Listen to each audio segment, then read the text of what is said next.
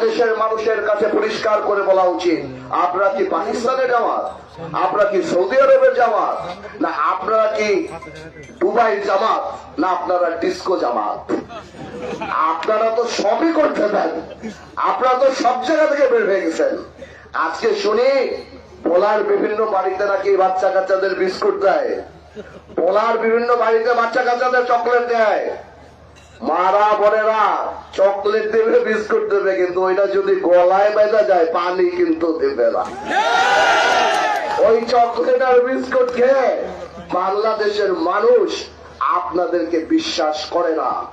বাংলাদেশকে চালানোর মতো আপনাদের ওই অভিজ্ঞতা নাই। বাংলাদেশকে চালানোর জন্য আপনাদের ওই নেতৃত্ব নাই। আজকে জামাতের কয়টা নেতার নাম বাংলাদেশের মানুষ বলতে পারবে? তারা সিস্টেম ডেভেলপ করছে, কিন্তু পলিটিক্যাল লিডারশিপ তারা ডেভেলপ করতে পারে নাই। হয়তো কোনো সময় করলে করতে পারে।